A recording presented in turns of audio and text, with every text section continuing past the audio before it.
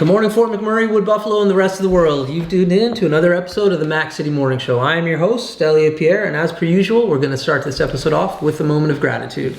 I know you could be doing a million other things with your time, and the fact that you spend it with us truly does mean the world to me, so thank you. On that note, Tanner, hit him with the intro.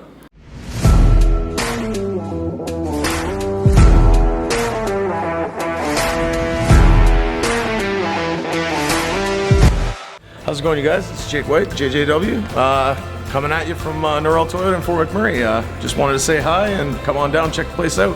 Hi, my name's Richard. I'm the service manager here at Norrell Toyota. Hi there, I'm Adam. I'm here at Norrell Toyota. I'm a product advisor. Hi, I'm Cass. I'm the appointment coordinator. Happy to help you. Hey, it's Keith Simpson here. I'm the general manager of Norrell Toyota, soon to be Fort McMurray Toyota. Pretty excited for our new dealership. As you've seen, you met all my staff. These guys are all my family. We're here to take care of you. Come on down and be part of our family. All right, we're back. Big shout out to Norrell Toyota, our title sponsor for today's episode. We really do appreciate your ongoing support.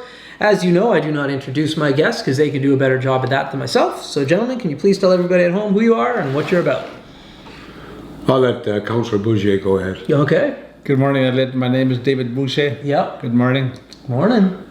There you go. And yourself, sir? Well, my name is Keith McGrath, and I'm a proud city councillor and CEO of NOAA, and sometimes Dave's friend, and sometimes he's biggest pain in the arse. All right. Well, this show came together very last second.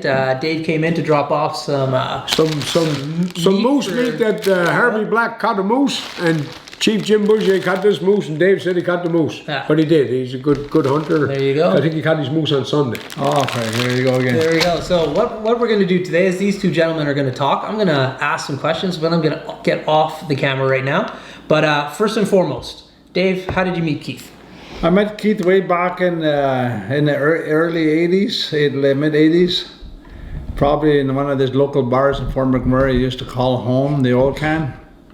And nice popular bar back then for us people living in Fort McMurray. That's right. And I still got a lot of history at home from the Old Can, and that's where I met Keith. And Keith was a bartender or waitress, whatever you want to call him. I don't know. He kicked me out of the bar every now and then, boot me out the back door. But anyways, he let me back in the next night, so that's good. Kept the friendship ever since, and we've been friends ever since, and he knows my family very well from the early 80s, mid 80s again. Mm-hmm. So so Keith has been known around here for a few days, and that's how I know Keith. Okay, Keith, do you remember him coming into the bar back then? Oh yeah, I remember Dave Bouchier. And by the way, I used to kick his ass in the pool.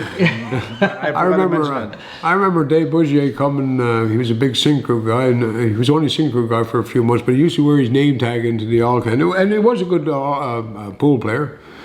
But he was a tough guy, and he's still pretty tough. But anyways, what I know about Dave,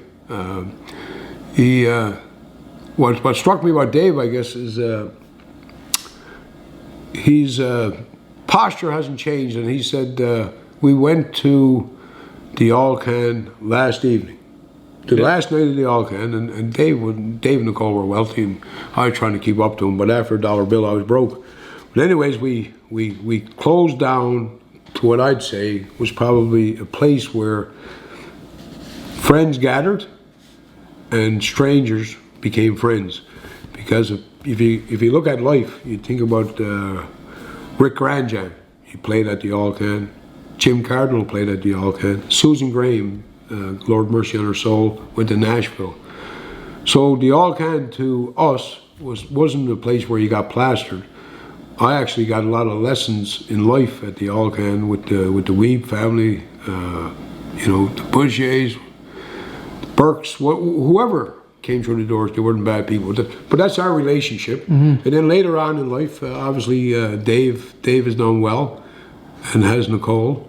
And I was graced, I guess, before meeting Dave. I met Nicole's parents on 150 Beacon Hill Drive. And we were just kids, myself and Sean and those people, and Bert was a supervisor. But anyways, to make a long story short, the camera died, so we're going to pick up the conversation where it started. Hold on one second, gentlemen and ladies. All right. Okay, guys, we have to stop for a second there, but I wanted to change the discussion topic anyways. I look around this house, and I've seen pictures of both of you online before. You guys golf from time to time. Let me hear about your guys' golf game. Well, I want to go first. Okay. Okay, because Dave is going to give you some bullshit story. But I would say our biggest win together, and I got it over there on the wall, was when we won the Acon Boreal Open, and I think it was me, Dave, maybe Doug Phipps, Louis DeBrusque. I can look over there, and Big White Knife, Dale, is it Dale? Dale. I got it over there. And we actually went out and we had our names on apron, like our caddies had names on aprons. I mean, Bouchier's he's taking some nice events, but I tell you, I took him right to the top with our win. We actually made the petroleum clubs. Doug Phibbs called me up. He couldn't believe it. He'd seen a picture of me and Boo Boo, and there. So that was the biggest win.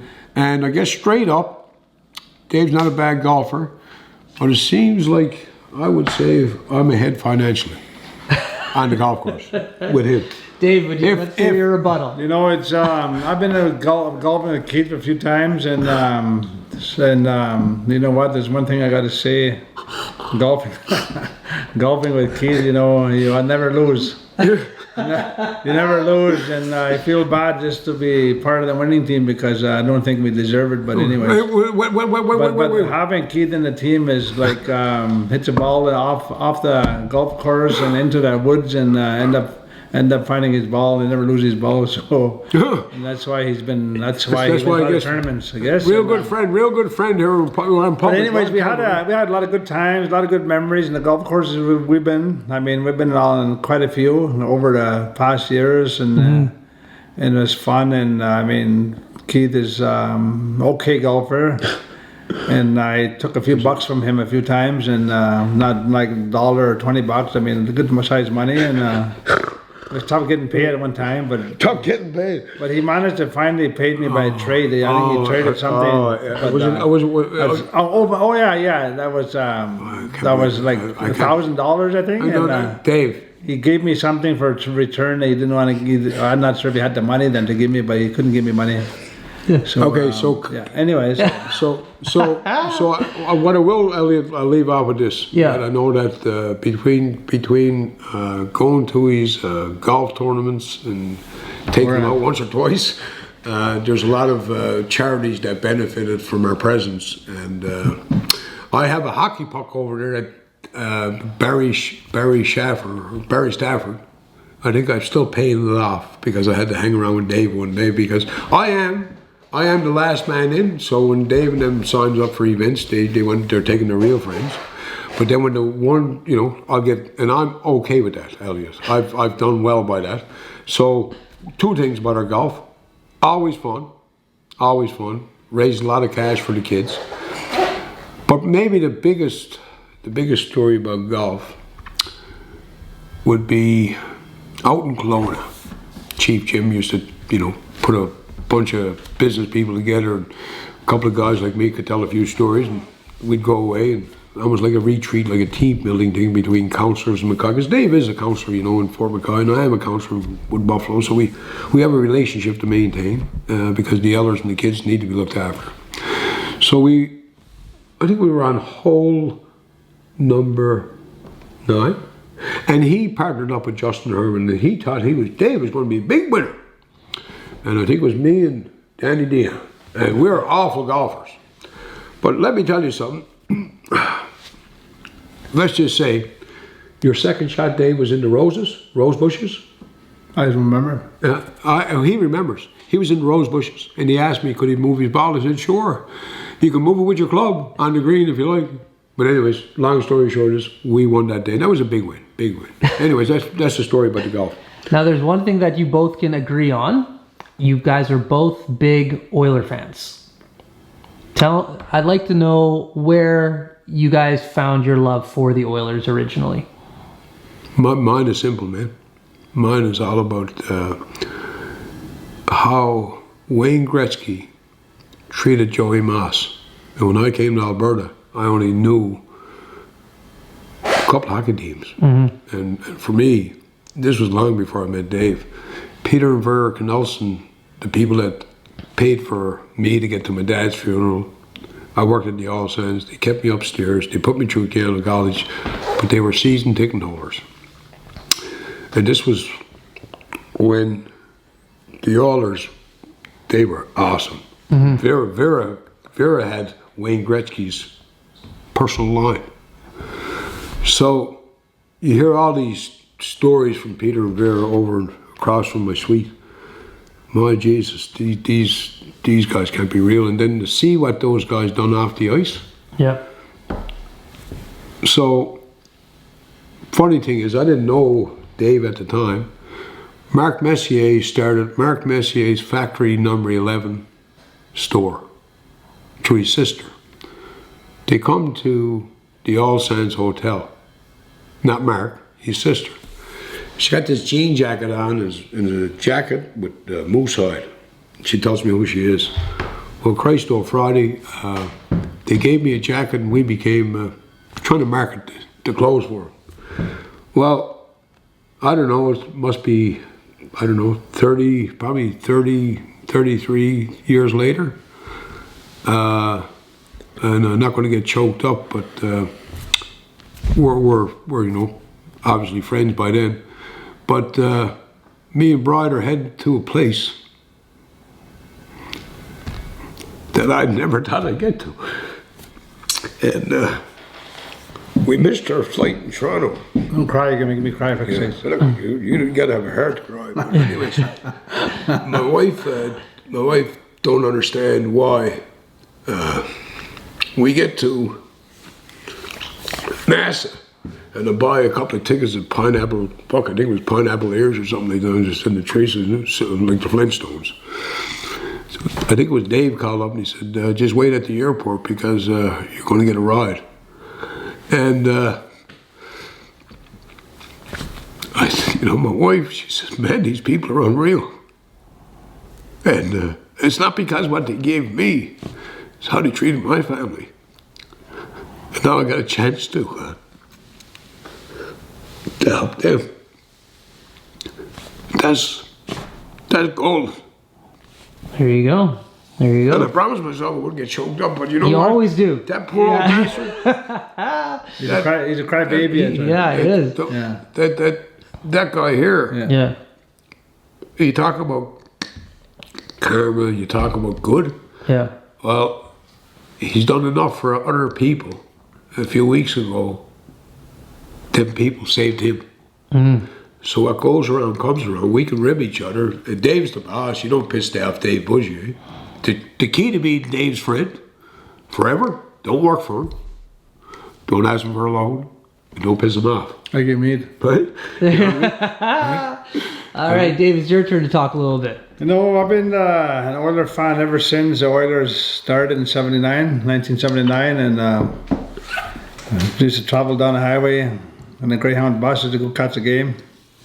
Barrel taxi? Drive barrel taxi? With no funds in the pocket, just make it what I have with what I have. And ever since I've been an Oilers fan and been into a few playoff games in the 80s and exciting times, very, very good times. And of course, stayed in a little cheap hotel there that I could afford.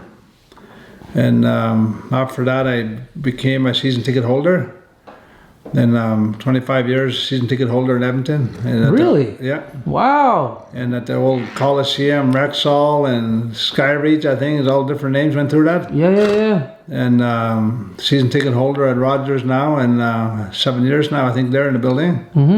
So I remained that, and my kids love it, and they're always at the game if I'm not, and invite friends to join. And it's just to have the access to the Oiler games, and very nice for the kids could use, especially the kids. I mean, growing up as a kid, I know I couldn't afford this and do this, but see my kids able to do this today, it's a bonus for me and my family. It's means a lot. Yeah. Oh, that's cool. That's been Yeah. so. With all the different stadiums that they've had, what do you like about the new one? And what I like about it is, of course, a new building, and it's more room, Right. more action, more stuff in the building to do, and things for food and stuff, right? Right. the beverage and everything. I mean, it's exciting to be in a building, and Yeah. of course it's bigger than the old one, That's right. and it's right heart of downtown. Yeah. Yeah. Okay. So no, it's big change. Well, Keith is back. All right. So yeah, the new one is downtown, and it is quite nice. It's easier access to get to. Easy I find access, as well. and once the trains are all put in downtown in Edmonton, there That's it right. takes you all the way down to the west side.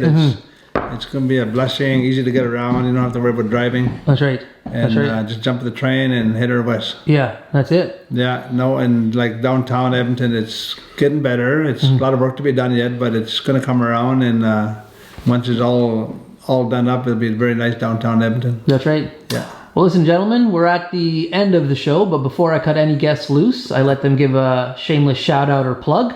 So, Keith, who's your shameless shout out or plug going to? Well, I wouldn't give it to Dave and Nicole because they know that what they do for the community and how appreciative. I would give a shout out to, I guess, the community of Fort McKay.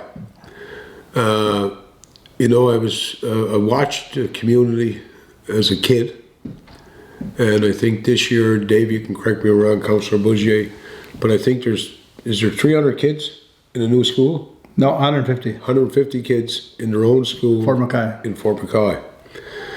And I guess as a trustee, when I started with the Catholic School Board, because, you know, Catholics, we're so good, we look at each other, but I think what the shout out goes to my good friend, Chief Jim Bouchier. And he knows I love him. He went through his own health stuff, but, you know, I owe a guy a shout out, but I owe him lots because he's taught me how to be cool, how to be mellow, listen more.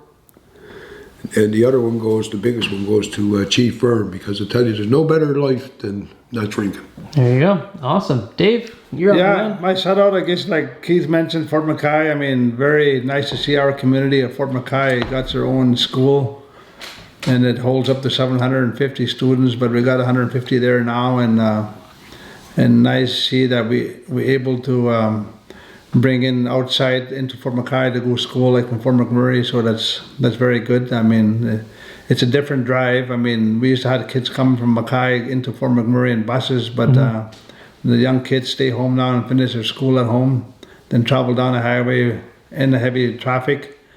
But yeah, the bad thing about it, the people from Fort McMurray heading north has to travel the road now, but it's not as many as Mackay coming south.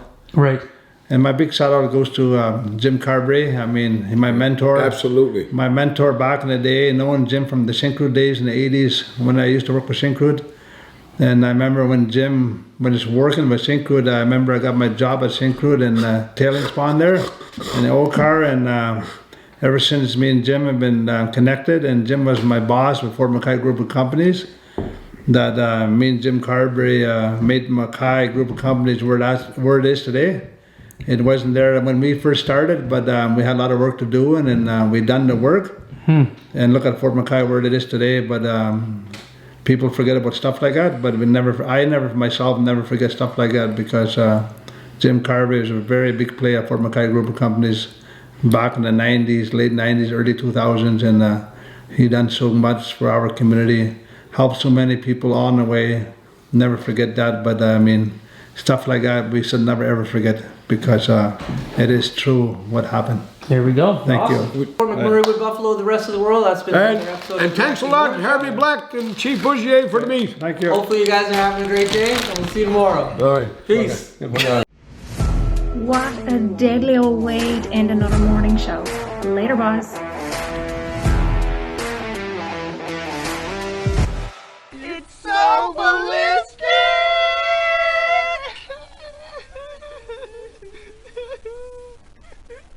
Talk about quenching your ugly thirst.